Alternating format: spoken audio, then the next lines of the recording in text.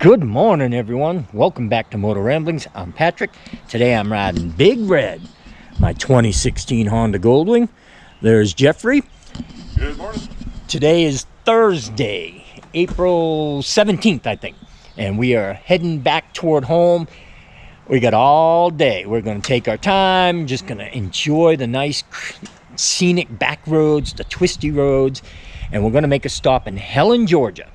And I'm going to try to do some video. Hopefully we can walk around there and check out Helen, Georgia a little bit before we start heading home. And I actually did find a way that I can actually set up a camera on the bike. So maybe I can do some B-roll and you can see some of these twisty roads that we're going to ride. We're back. I'm going to talk to Geoffrey just a little bit. We're leaving today. We're heading out. What did you think of the trip overall? It was an amazing trip. I mean, just absolutely having these roads and everything just a couple hours away from where we live, and especially after the hurricane, being able to, you know, get on them and minimal construction. There was a lot of construction on one area, but just everything just is looking really good. Yeah. You know, but it's two beautiful spring days, absolutely gorgeous. Everything's in bloom. That's right. Just overall, it's just been a beautiful, beautiful trip. Dragon was amazing. At least there weren't too many people there. Right. But, yeah.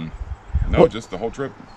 What did you think about like doing all the planning? Like I said, we talked about it off camera that I kind of let you do all that. What did you think of that? Is that almost as much fun as the actual trip?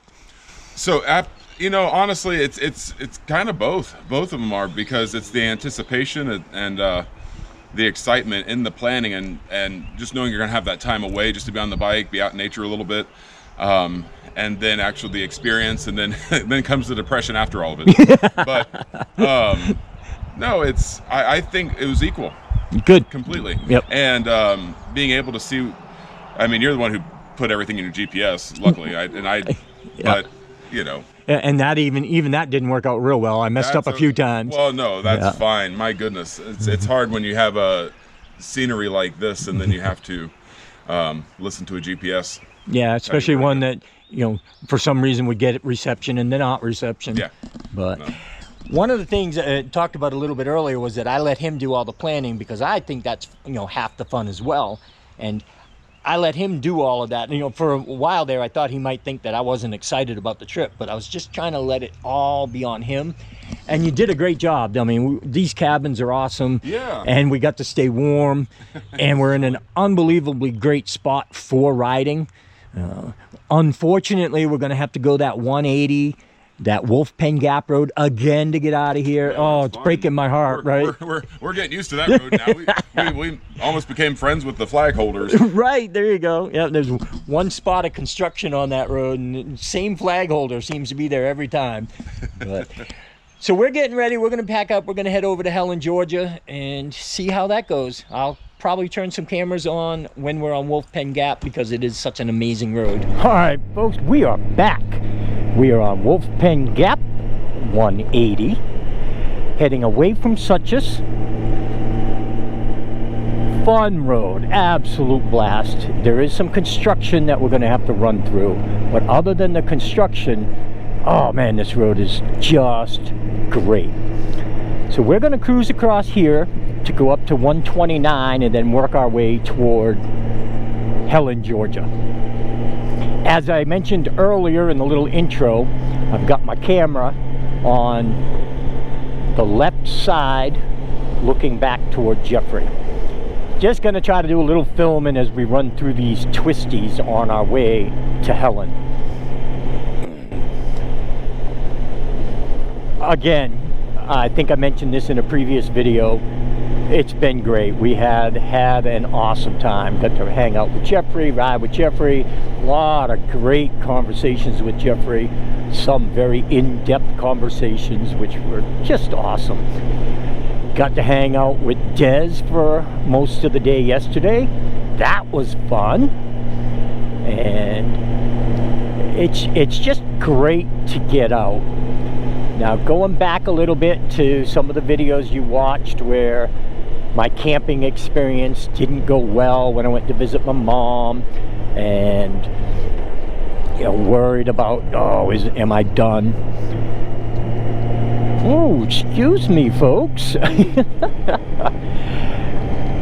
At this moment in time, I have absolutely 100% decided I am not getting rid of the VStrom. The VStrom is just too much fun. I love going off-road. Now, I'm not a trail rider by any means, so the VStrom is perfect. I love riding that thing in the state forest and just on some of those off-road rides that may or may not have technical riding to it. So yeah, the VStrom is not going anywhere. Also, one of the things I've pretty much decided just recently, actually, after a ton of thought, after a ton of going back and forth, is I'm not going to buy a pop-up camper. The only way I would buy a pop-up camper is my wife told me that she absolutely 100% wants to go travel with me and camp in a pop-up camper, which I do not see happening. So I may still consider a cargo trailer, and part of the reason, one of the main reasons for that, is this trip to South Dakota, where I'm going to go with Mitchell, who on the bike he has now that he's planned on taking has 0 storage capacity. So to help him out, it would be really cool if I had a little more storage capacity than what I do at the moment. We'll see. Putting a hitch on this bike, then getting a trailer and pulling a trailer, I don't know. I don't know if I'm going to do it or not, but it's still an option. Whereas getting rid of the VStrom, buying a pop-up camper, now neither one of those are going to happen. My wife just doesn't want to do that kind of traveling on the bike. She doesn't want to camp anymore.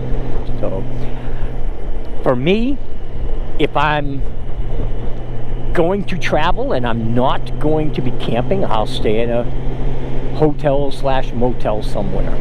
When I get to the destination, I'll try to find some cabins so that I can do the campfire thing with the campfire and just sitting around watching the fire burn down before I go sleep for the night. And if I can't find cabins at my destination, well, then I'll just hotel it at the destination as well. I do not want to go and have a pop-up camper where I've got more tires to worry about, more mechanical type things that could go wrong with it, wheel bearings and all that stuff. Another couple of tires that I have to worry about maybe getting a flat. And of course, if I had a pop-up camper, then I'd want all the stuff to go in it, and solar power, whatever it is that you want to put in the pop-up camper with you.